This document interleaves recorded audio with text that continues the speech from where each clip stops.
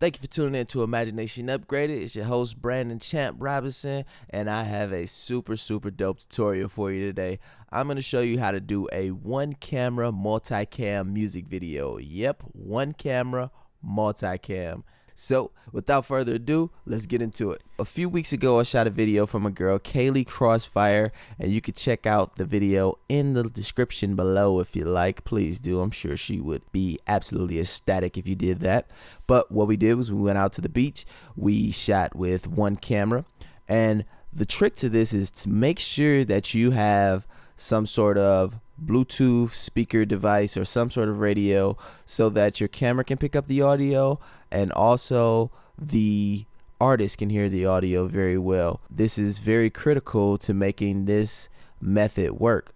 So what we have here is I kind of just trimmed down the footage to what we only needed for this tutorial. So all you see here is just a couple performance clips and the main audio.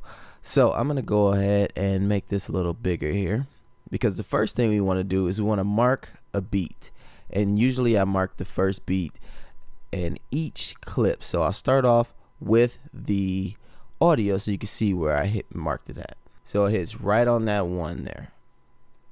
And what I'm going to do is I'm going to switch over to proxies. Boom. It's going to make everything run a little bit more smoothly. We're going to mark that same beat on each of the performances, and you'll see why in a moment. So let's do this one. I just can't forget about last night. Marker. Alright, so now that I have all those marked, I'm going to make this smaller again just so I can see everything in view. The next step is to select every clip, including the audio. So I'll go ahead and click the audio. I'll hold shift and click the first clip so I have all of them selected. I'll do a right click and new multicam clip. So now what you'll do here is you want to name this main performance.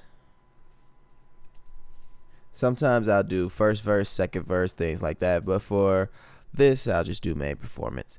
Now you can actually keep all of these on automatic, and Final Cut will automatically figure out and calculate everything that you need. You want to make sure that you have use audio for synchronization check. That is very important to this technique. You can do set based on common clip properties, which is fine for me because I am editing at 1080p HD with 23.98, so that's awesome. I hit OK. Final Cut will go ahead and think about it and get it working. So now that we have our multicam clip of our main performance created, you can tell we have that by this foursquare icon here. We're going to double click it and it's going to open up in our timeline.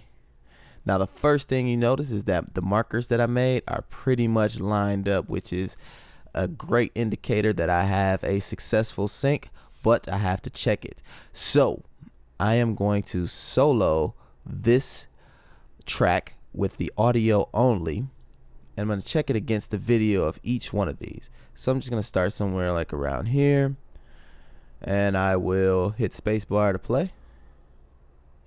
And how you did what you did to me, and now I can't forget it. That seems to be working. And like I said, if you have some issues, you can just go ahead and put it on proxy. I don't know if my computer is chopping because of the screencast or whatever, but it's doing all right. I'm going to check the second one, and I will hit play.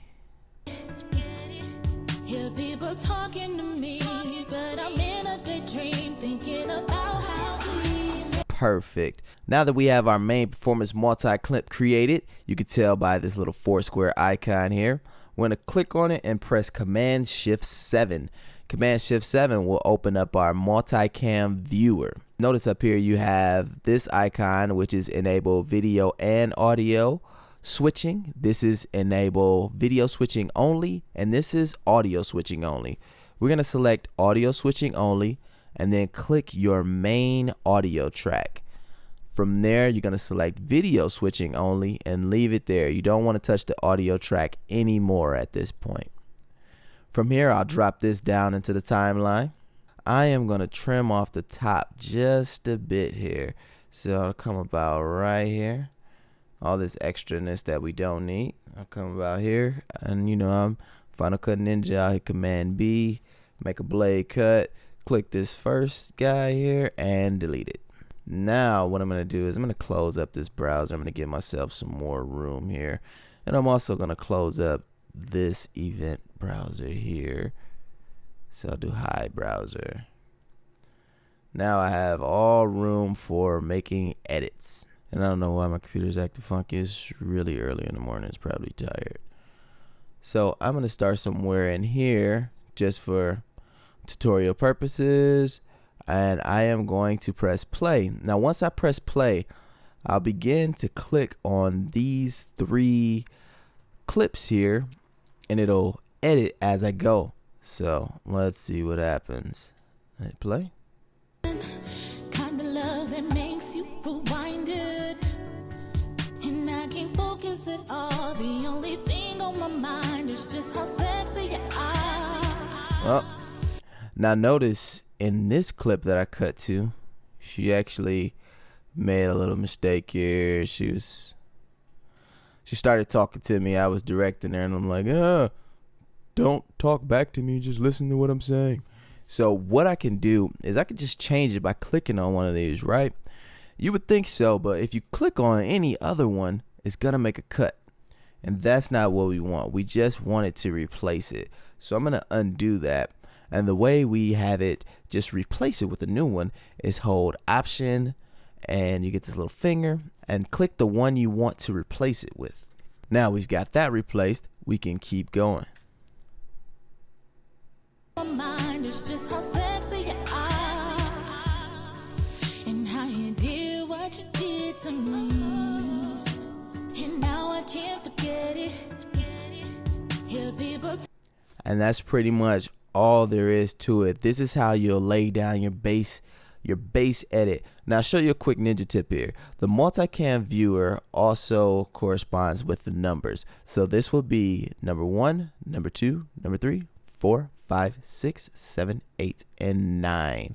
So what that means is if I hit play and I press 1, 2, or 3, it will change to either one of those. And that is it. I have pretty much given you the cheat code.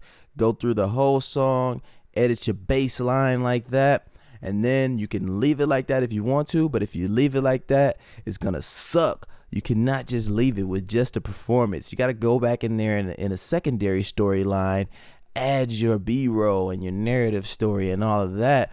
But this will get you done so fast, and I do my jobs so quickly with this that I can get on to color grade and finish it and return it, and clients are happy. I have given you the cheat code. And just to kind of show you what mine looks like when I'm done, normally at the end, most of the time, my timelines will look something like this, maybe a bit more intricate depending on the video that I'm doing or whatever, but you could pretty much just kind of see where I've added different storyline elements and things like that to it. So basically that's it. Like I said, I have given you the cheat code, so please in return hit the like or subscribe button. Thank you. Talk to you later. Peace.